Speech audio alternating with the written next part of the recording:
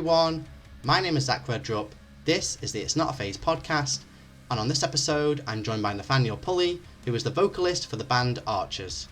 We talk all about the band's brand new EP, Temporary High, coming over to the UK and Europe for the first time, moving away from creating cover songs, working with Matt Good of From First to Last, and loads more. But really quick, before we jump into all of that, if you do enjoy the podcast, then I'd really appreciate it if you could take some time right now to support it. You can hit subscribe or follow wherever you're checking this out, and that way you also don't miss out on any future episodes. You can leave a review or a comment. You can follow the podcast on social media. You can join the mailing list and get email updates. And there's also a Patreon and there's a web store if you did want to go one step further.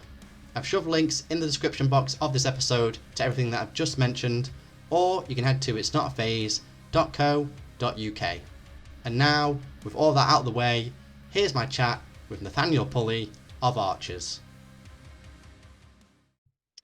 What's up, everybody? Thank you for joining me on this episode of the It's Not a Phase podcast, where I'm joined by Nathanael of Archers. How you doing, man?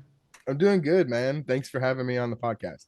Yeah, of course, dude. Of course, it's good to have you on. You know, you guys are really seem to be blown up for the past year or so, really, and I guess it's all coming towards the next EP for you guys, which is Temporary High. That comes out on the 13th via SBG Records. Yeah, it's very exciting. If people are listening to this episode on the day of release, so it comes out tomorrow. If not, it'll be out for people to listen to. I guess for you, Nathanael, how are you feeling about getting this particular batch of songs out there into the world? I'm excited for it. I'm excited for a lot of different reasons. One, because the response has been incredible. People seem to really love the tracks.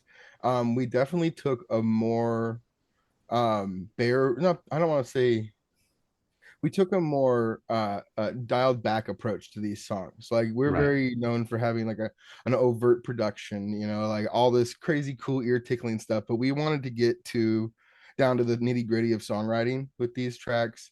And I think that came through in the way that they're just really well written songs. You know, like, they may not have all the frills that you're used to on an Archer song, but they're good writing and they're going to get you moving. That's like what we were trying to do with this. And I'm really excited for getting that out. And I'm really thankful for SBG. They've just been holding our hands along the way. They've been incredible.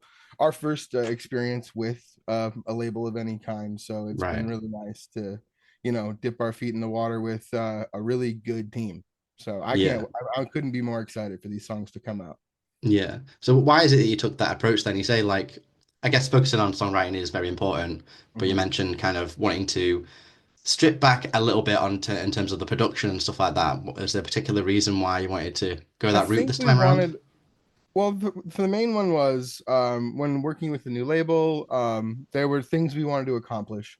And one of those was to, you know, step out of our comfort zone with producers. So we went to Matt Good, who was a producer we had never worked with, and we knew it was going to be challenging for us. And I think that was the point. We wanted, like, we're at a very particular moment in our career where, like, we either, you know, crystallize or shatter. You know what I mean? You know, like, we either like come together or we you know, things, you know, go the way they do. And I think we just really needed to prove to ourselves that we had that we could do it elsewhere. You know, we've been working with the same formula for almost 10 years. And it was just a time where we were like, okay, we got to make sure that we can do this when it comes to a different setting. It was kind of for us more than anything else, just to like prove to ourselves that we could keep making cool music outside of like this. I mean, we didn't really take any large departures. It's very clear when you listen to like the things off the Precious Space duo demo that we put out, and then you start listening to the things that are going to be on Temporary High, that there's a clear vibe shift, and we wanted to find that. I don't know if we're going to keep that or if we're going to evolve that on the next thing, but we just wanted to. We've always been about evolution. Our music has always gone from one stage to the next, so I feel like it was natural and it made a lot of sense for us where we were at. Yeah, exactly. Like, every banner artist should evolve to some degree in some direction with each release that they do. And I guess even if you don't want to kind of take that direction in future releases, the fact that you've kind of got that door open, if you did want to, like, it's not uncharted territory for you guys. Yeah. exactly. I mean, I think one thing that we've always nailed over the years is our ability to be eclectic when it comes to our sound.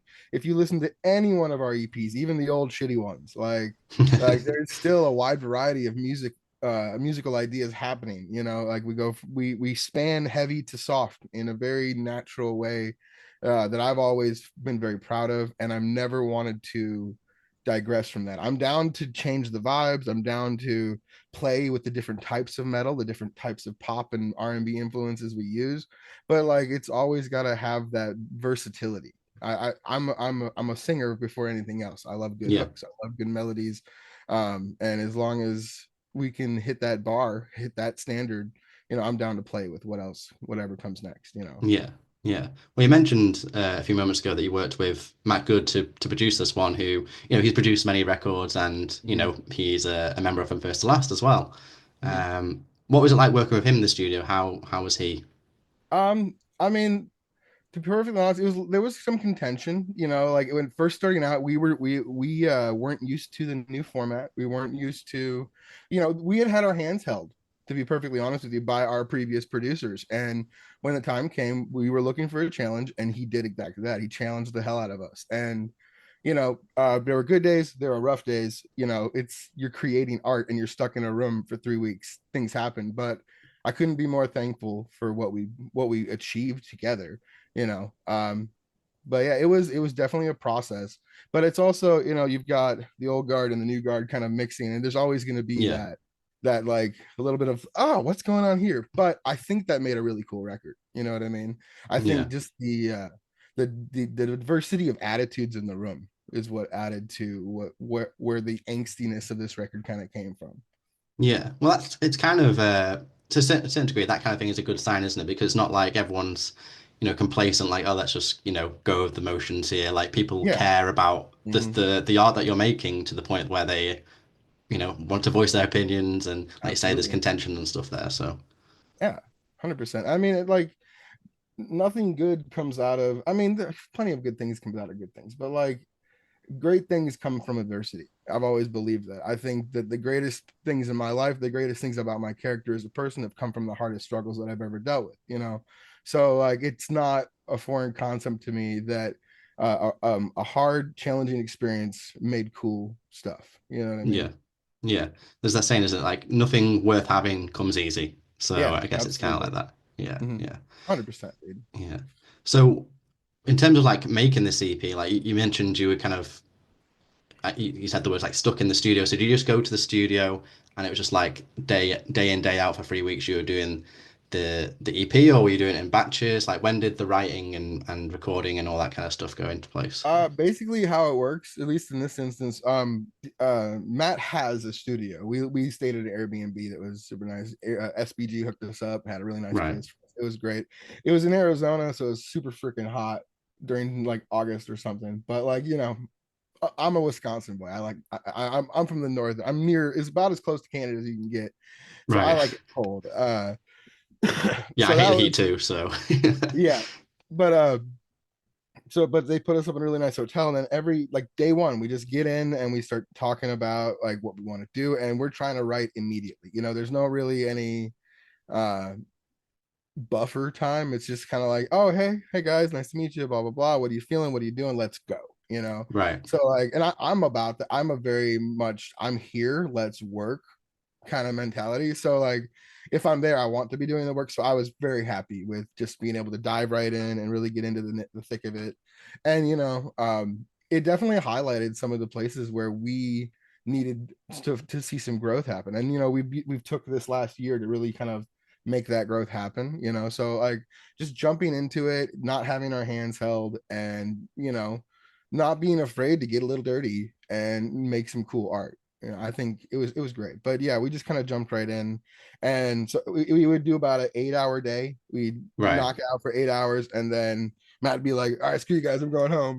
So then we'd go and we'd fuck off to our Airbnb, and we'd relax. And it was chill, and then same thing over and over for 3 weeks. And I feel like some bands do longer, some bands do shorter. There's all manner of stories you can hear when you ask these types of questions. So, Yeah. but that was ours. at least in Right. this instance, you know. Yeah. Yeah. Well, I mean, you mentioned as well earlier, that you throughout your discography so far, you kind of intertwine like metal music and emo music and pop music and R&B music and all these kind of things into the Archer's DNA, I guess. And I think I've heard you say in some interviews that you don't listen to too much metal music. You're That's more correct. into your pop and R&B kind of stuff. What kind of artists in that kind of musical sphere, personally inspire you and Oh, influence you in Archer's music? I I I tend to only really learn the names of the artists once I've heard the song enough times on my Spotify suggested to be like, oh, I like this. You know what I mean? Right. Okay. So like once the song has proven itself to me, I like check it out. I think the artists that I really gravitate to when it comes to the new music that's coming out these days is artists like the band Camino. I love the band. I Great think they've band. defined a lot of my taste for the last 4 or 5 years. An artist called Knox. He was pretty small, but he just blew up recently, and he's in the last like year or so, and he's an absolutely incredible writer. Um, just a few bands like that. There's a band called Voila that I found recently, really like. Right. There's some just small stuff. I don't like to like. I don't really care anymore about the name of your band. Like my band is young. We're just starting, but I've been here for 30 some fucking years now, and frankly, I've listened to all of all the different things, and like I love what I love, and it really just matters. It's like what is a good song? Like what is the core of a good song? And then the frill and the genre then you wrap it in doesn't really matter to me. There's artists that I can count on to give me a song I'm going to enjoy. But for the most part, I just want to hear new and interesting music. I don't know what your name is. I don't know what your stuff is, but that song that came on my like suggested Spotify thing, like that was sick, and I'm gonna save that, and it's gonna come up later, and eventually I'll learn your name. But Yeah. what happens is a lot of because I like random artists that are fairly small. Like I feel like the average like monthly listeners for the artists that I like ranges between like 100,000 to like into the mega millions, but like most of them are pretty small. I feel like or on Right. my level or slightly larger or smaller in some cases. So like a lot of times I don't really know who. I'll be like, oh, I love this song, and people be like, who's that? I'll be like, okay, I'll find it 1 second. But I don't know. I don't really work in my brain doesn't have like a list of names and artists and songs. I have melodies in my head that I really like, and that's what I kind of gravitate to. That's fair because I think I think even though I guess as like streaming has become more prominent, the world's become more like post genre because obviously everyone has access to almost all the music ever made. So you're pulling like influences from all these Mhm. different corners of the world of music, and yeah, you can listen to nearly any song ever made within a few seconds, right? Yeah. Um, so it's good that you kind of like you have this mentality of it's not about the genre or the band or the artist. It's more like does this song slap or not? And if it Yeah, does, then I'm going to listen to it. absolutely. Absolutely. And like, there's exceptions to be made here and there, but generally speaking, a good song will always speak for itself. And like there'll be songs where like I hate the entire band, but this one song I will squeeze every ounce of dopamine out of this song that I can possibly get for 3 weeks straight until I can't listen to it ever again. But and I don't know, sometimes there's whole records that generally doesn't happen for me as much anymore. I don't know. I'm not a pickiness. It's just like I don't know, you immerse yourself in music for so long. One of the things that tends to happen is you listen as a creator, not as a listener. A lot of times, Yeah, I'll find my ears tuning into a song to be like, "Ooh, I want to try that," or "I want to try this." Not just like, "Oh, this is giving me an emotional experience that's taking me from point A to point B in such a unique way," So shutting that part of my brain off can be difficult because it's like it's part of me. Like yeah, writing songs has always been part of me, and that's always been it. But like I also want to be able to continue to enjoy music well into my older years.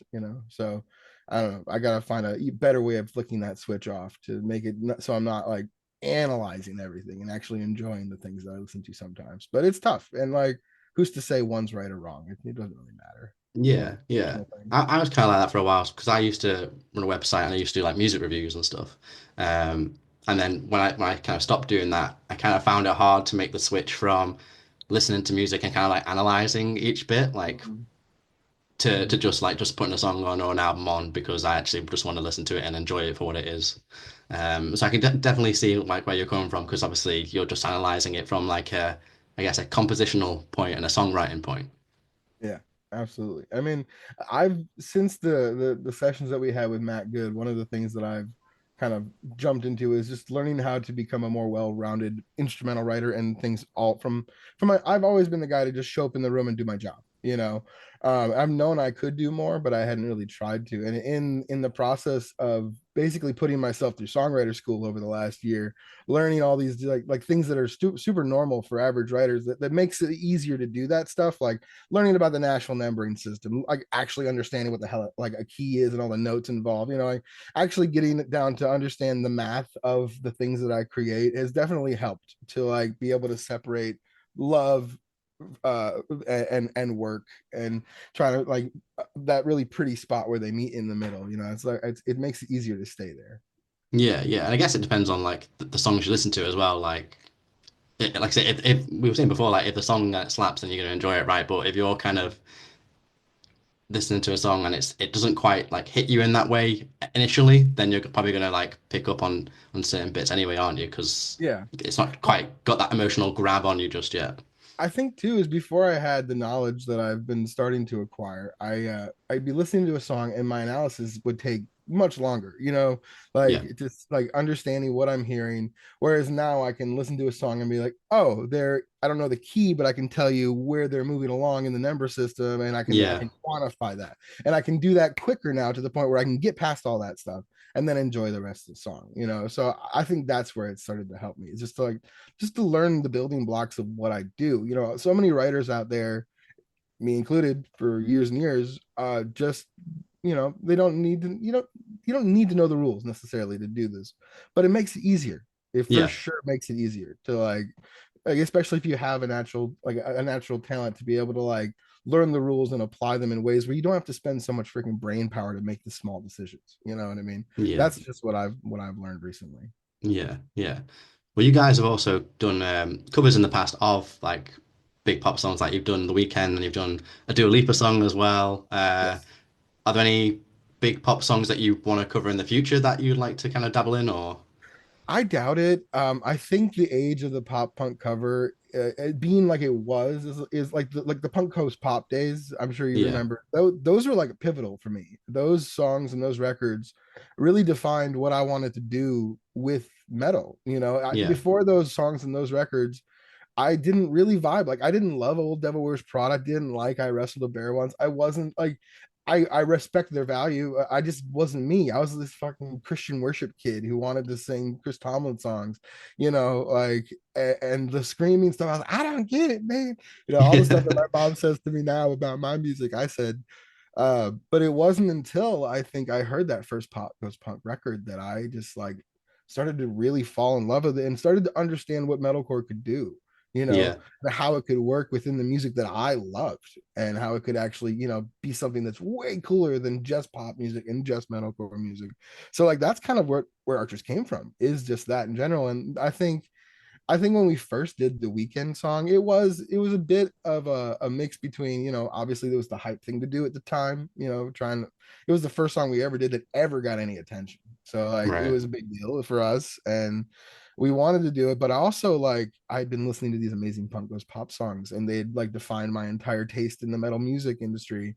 And I was like, you know, let's just freaking do some. And they definitely got less and less interaction as the years went on. Like by the time we put out Levitating, no one really cared about it anymore. You know, you've got bands right, like Our Last Night that absolutely kill the cover game, you know, and like at this point, I'm happy to let them do it. You know, it's like that's what they're gonna do. They're gonna do it better than I ever could. They're gonna sound cooler. They're gonna put the effort into where I want to put effort into, like making the originals. Like, it is just like with the bands that are killing it doing that, it's really hard to find space to do that and also keep that image, that downline of that through line of, oh, we're an original band, we've got an original story.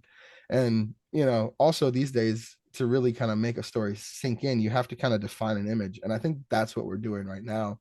And part of that is just to kind of like concise the message and kind of make everything, find that, like I said, find that through line that really just connects everything. And I think that was covers for a long time, but as we started making new records and trying to be what we are, this essentially, I mean, it feels like every metal band's a mental health advocate these days, but like it's a real thing, it's a real problem, and it's stuff that we care about. And that was the through line that we found, talking about like our issues, talking about just the random shit that we don't really want to talk about that we're going to anyway, the Yeah. kind of discussions that can be kind of tough to have sometimes, even the deprecating ones that don't make you look all that great. And I think that's kind of where we decided to shift the focus to, instead of continuing on with the covers, which would have been lots of fun. I love those songs, but those Yeah. songs have been made and I can't make them better. I can make them somebody else's version of better, but they'll probably do it cooler themselves. Yeah, I guess like when you do a cover, there's only so much you can do to kind of put your to portray your identity, right? Like you can change the song Mhm. to the Archer style, I guess, but Yeah. it's only through original music where you can kind of really, like you say, portray who Archers are, what your messages are, what your songs are about, your experiences. Because Mhm. if you do a cover, you're singing someone else's experiences, I guess. Yeah.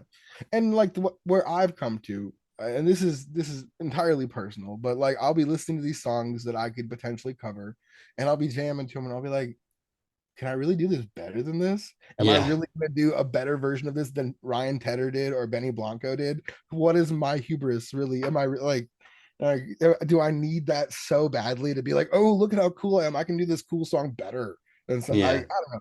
Like that's not what most cover artists mentalities is, but I yeah, know with my ego that's for sure part of it for me, and I don't want that. So yeah, I don't know, that's just kind of my mindset on that now. It's just like these songs are amazing, and I don't think that I can improve on them personally yeah, anymore. Or if I yeah, would, what would it be better? That's yeah, just the question. Would it be better than what I'm listening yeah. to now? What you need to do then is just find a song that you hate, because then you know you can make it There you better. go. Yeah, absolutely. I actually wrote a few covers this last year, and just for myself, just as like steadies in songwriting. Um, and I had the thought, like, should I put these out? Like, should I just put them out? And like, I ended up deciding not to, because I'm like, I still love the original versions better than all of these. Like Right. it's cool now. I know more about songwriting now. I was able to do some really cool stuff and make changes and understand and make conscious decisions and make cool stuff. But like ultimately, I was like, these aren't better. I don't want to put that out in the world. So That's I fair. don't know. It's very personal, I guess. It's very case by case. That's fair. That's fair. Well, in terms of going back to Archers and your music and your journey, you're making a big stepping stone coming over to the UK and Europe for the first time. Um, yeah, how are you feeling about that? I mean, you're doing a big stride in it and coming to Download Festival as well. Like the Yes. biggest alternative metal festival in Couldn't the ask for a UK. better, yeah, could not ask for better options for shows on this. Yeah. I'm really excited. Our first ever London headliner sold out. That's incredible. That doesn't make Yeah. sense. I've actually spent about a year in Milton Keynes. I lived there Okay. for a little bit of time, so I have some experience with the UK in particular. I loved it. I can't wait to come back. Um, I cannot wait to also see the rest of Europe. I've never been anywhere outside of the UK, so I'm super excited to see all of that. Download is gonna be insane. That's That's gonna be huge. cool. Yeah. Like everybody in their mom knows what download is. You know what I mean? Yeah. And it's like it's just really cool. I'm really excited. It's excited to be invited to come do something like that. Yeah. Um, it just kind of like there's every now and again you get a polarizing moment in your career, especially as you're like coming up, where it's like, oh, that little bit of recognition means a lot. And of course we've got a team working the back end, and everyone's trying to do this and they're making deals and all that good stuff. But like, everybody is. And to still, get that invite and get the invitation to come out and perform at such an iconic place and festival, and knowing that like the type of people that I'm going to be rubbing shoulders with are going to be pretty insane. It's Yeah. such a cool. We've played some really cool U.S. festivals, and we're going to play a few of them in July as well in the northern areas near in my state. But it'll for sure probably be the biggest festival we've ever played. Probably ultimately the biggest crowd we will have ever played to will probably Yeah. be a download. Like if all things go well, of course. But like it's probably the biggest festival numbers wise. So it stands to reason. So I'm just assuming it's going to be an incredible experience. I can't wait. Yeah. No pressure. You know, I don't want to poo poo on anybody who does get that, but I don't really get that anymore, man. I Oh, think okay. I met my dreams early. I didn't know anything about the music industry growing up, right? I didn't know Right. about bands, I didn't know about concerts. I was a sheltered homeschooled Christian kid.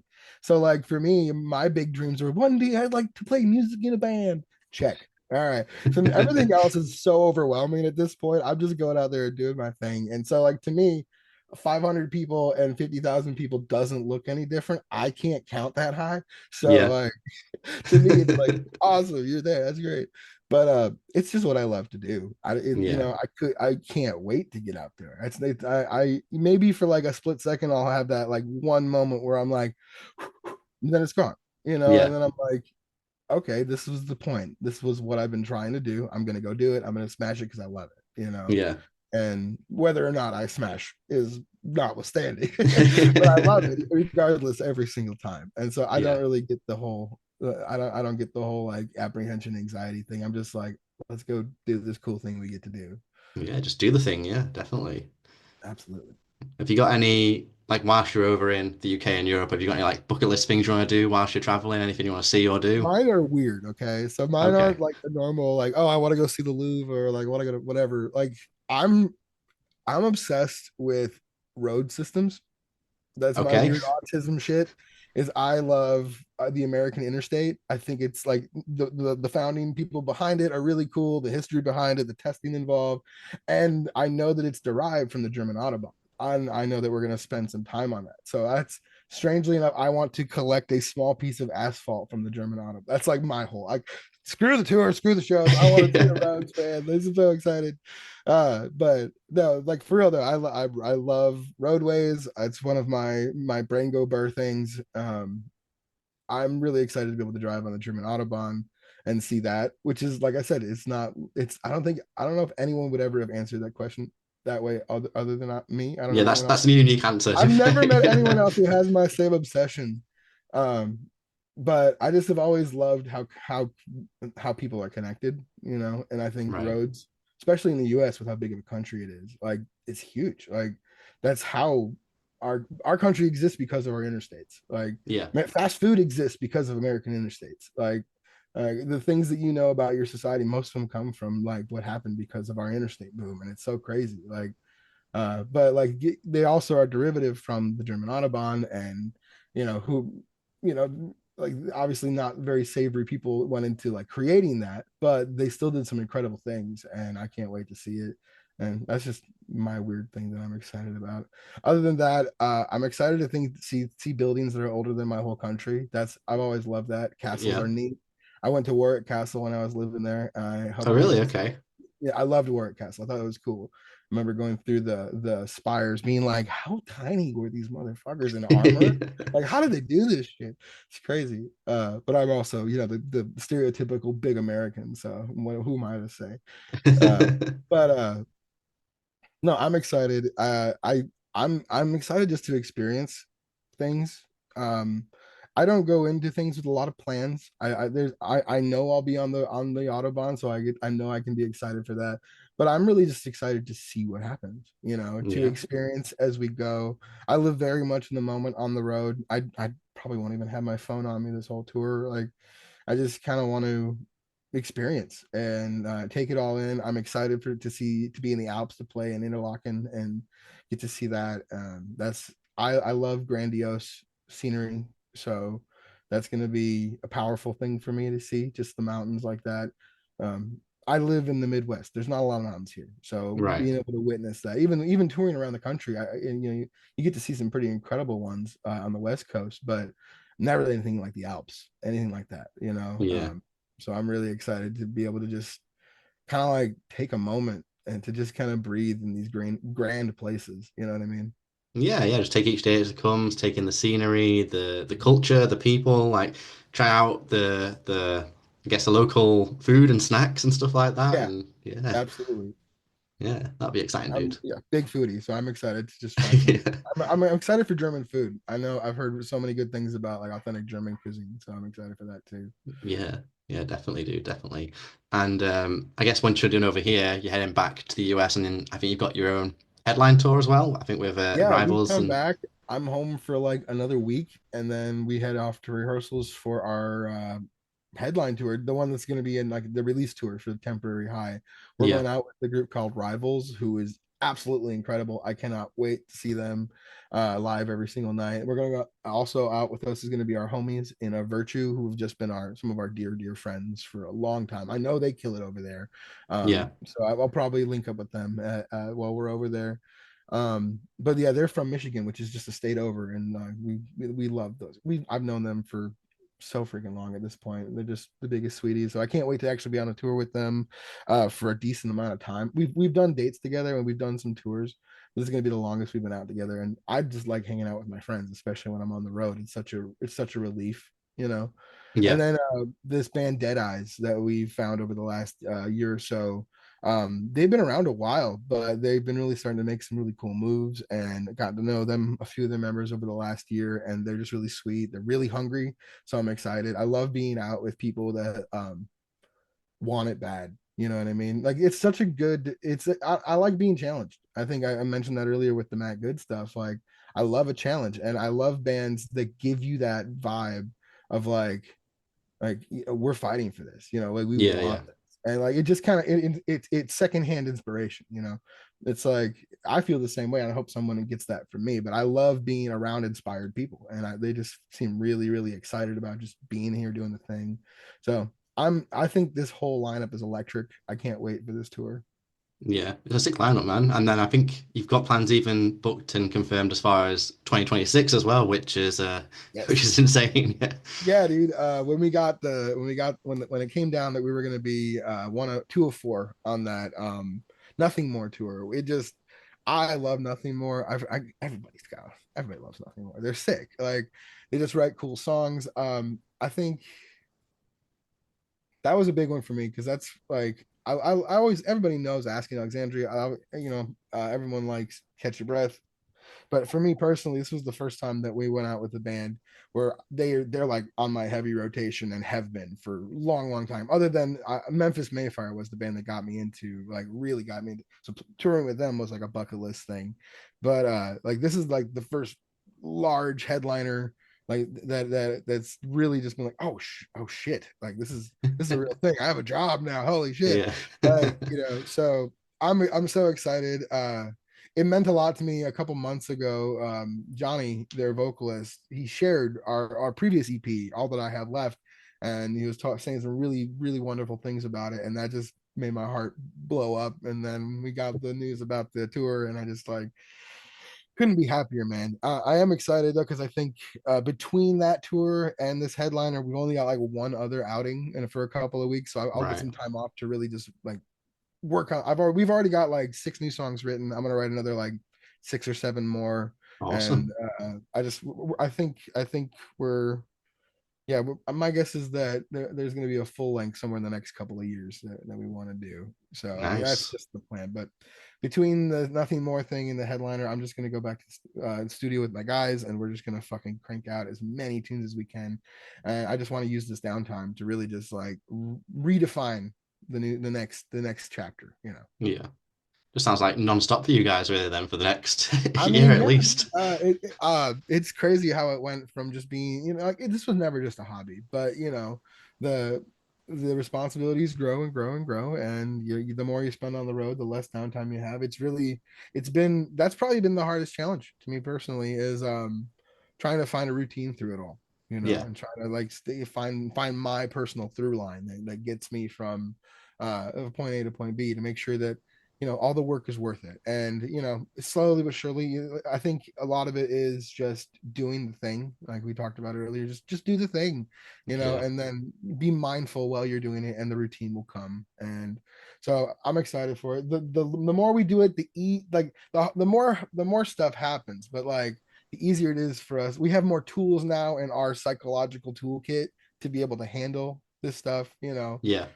I'm excited for it.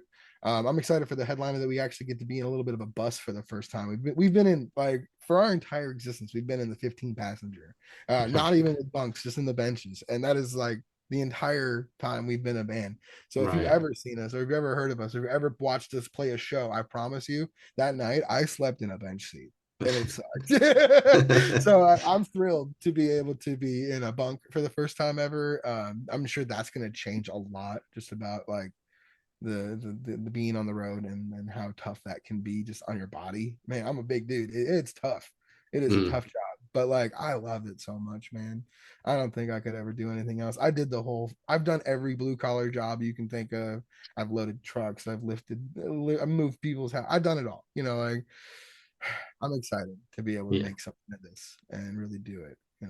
Yeah, it's awesome, dude. Yeah, it's so great to see like just how far the band is going now, like how fast things are moving and stuff. So yeah, I'm really excited for you.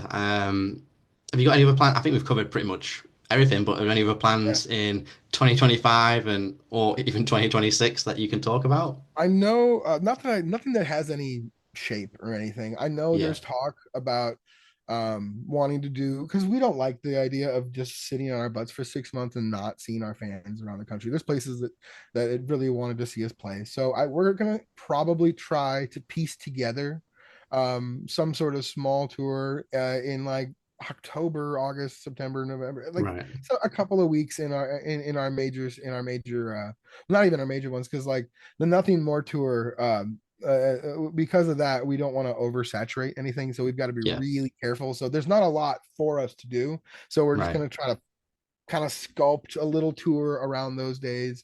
That's something that we can do in like October or something like that, so that we can at least get on the road and see our fans, because that's it means, and like they mean a lot to us, they really do, Yeah, so we don't like to, as much as I'd love the off time, yeah, I also love being on the road, and I don't want to be gone for too long, yeah. essentially.